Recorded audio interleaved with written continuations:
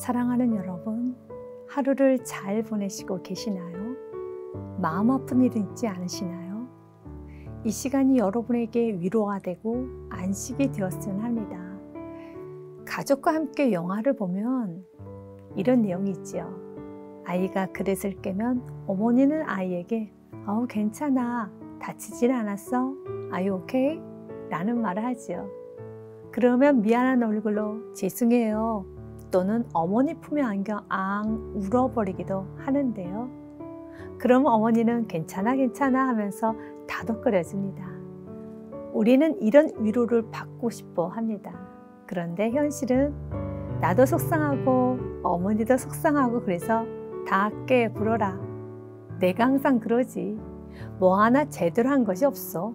저리 좀 비켜. 라는 말을 듣기도 합니다. 그러면 죄송한 마음과 함께 도리어 상처를 받기도 하죠. 그렇습니다. 불완전한 사람들이 모여 살기에 성숙한 행동, 언어로 대처를 하지 못할 때가 있습니다. 이렇듯 서로에게 크고 작은 상처를 주고 살아가지만 언제 그랬냐는 듯이 잊어버리고 사는 것 같습니다. 그런데 문제는 그런 상처들이 가슴에 깊이 뿌리 박혀서 크게 마찰을 한다는 것입니다. 해결이 된 것 같은데 해결이 되지 않은 채 깊은 곳에 응어리가 되어 남아있지요. 그래서 오늘 같이 기도하곤 합니다. 하나님, 나의 말과 행동 그리고 대처하는 모습이 어떤 누군가에게 상처로 남지 않도록 은혜 내려 주옵소서.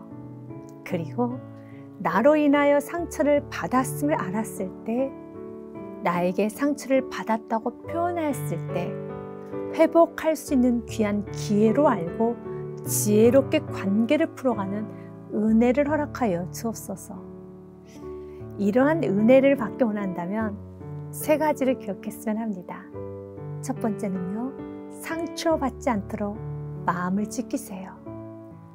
현실은 누군가 나에게 나 당신의 이러한 말, 행동, 결정으로 이렇게 상처를 받았어요 라고 말을 하면 그 말이 되려 상처를 받아 억울하고 섭섭하고 화가 나는 경우도 있습니다. 어렵게 말을 꺼냈는데, 관계를 맺고자 꺼냈는데 또 다른 상처가 쭉 그어질 때가 있습니다. 그래서 우리는 상처를 받지 않는 건강한 마음을 만들어 가야 합니다.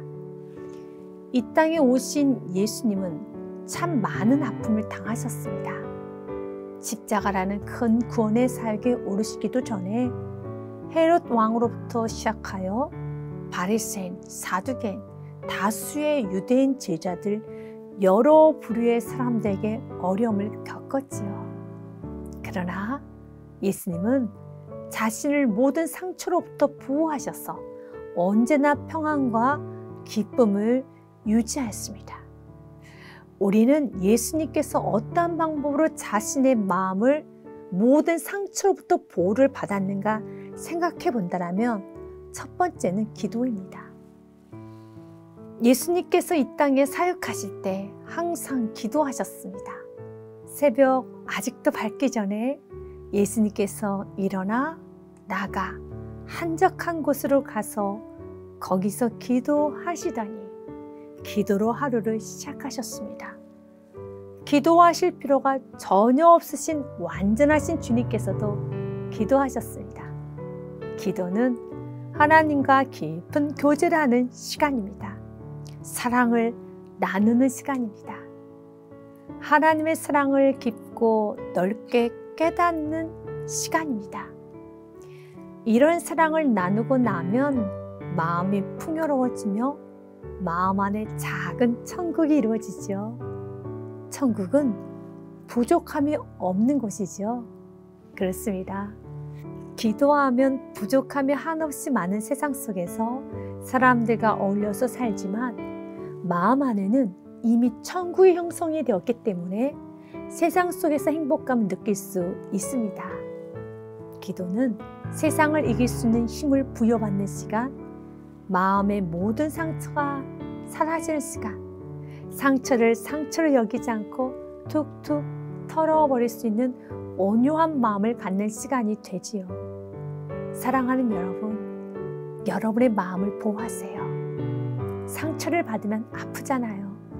그래서 기도하세요. 기도하셔야만 상처를 받지 않을 수 있답니다. 두 번째, 예수님은 목적을 잃어버리지 않으셨습니다.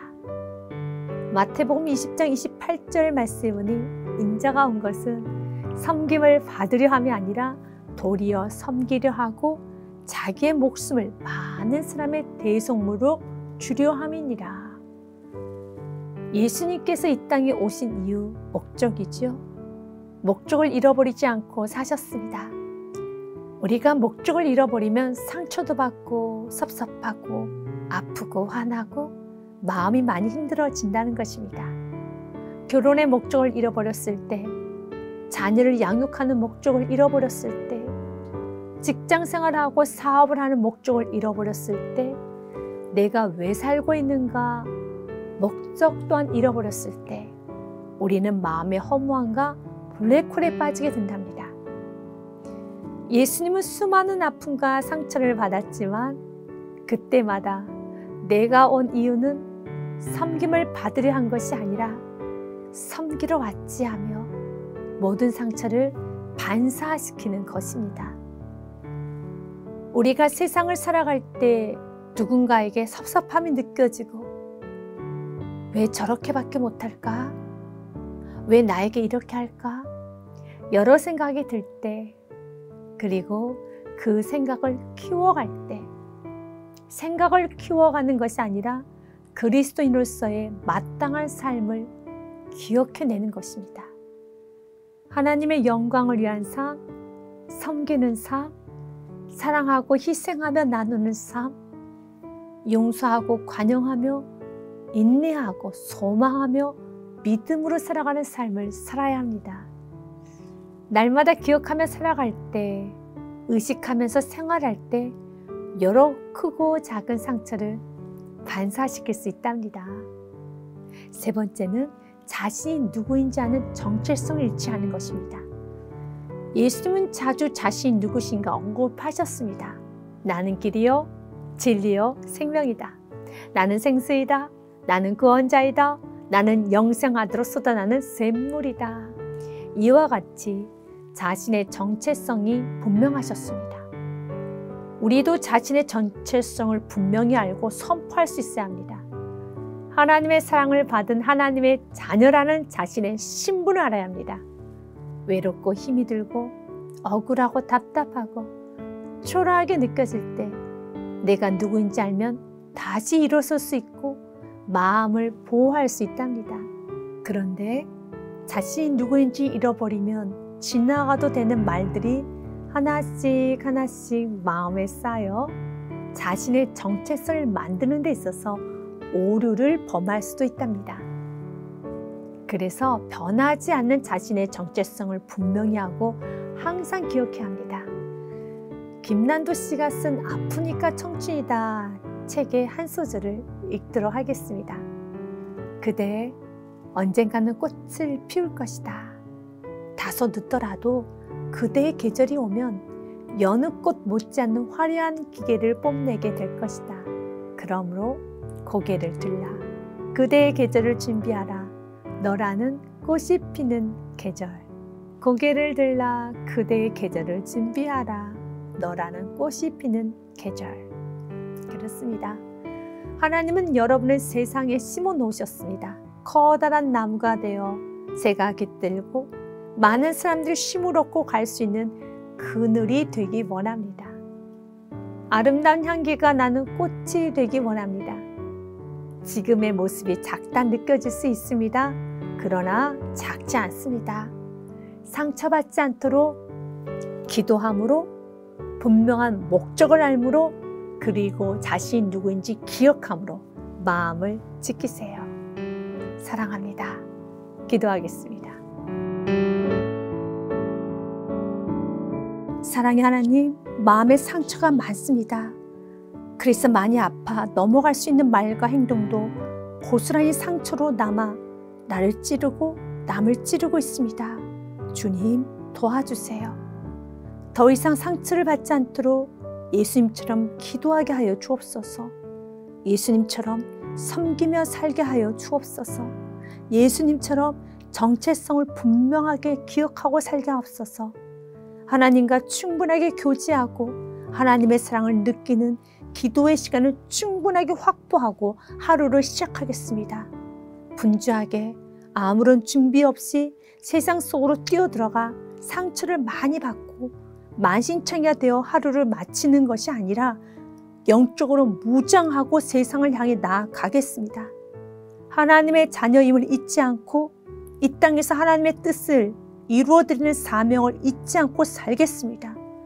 나를 통하여 이루실 하나님의 뜻을 기대하며 주님의 품 안에서 안식합니다. 이 밤에 마음을 지키지 못하고 내어줘서 받은 모든 상처를 주님의 피 묻은 손으로 만져 주옵소서. 사랑합니다. 나의 주 나의 예수 그리스도 이름으로 기도했습니다. 아멘.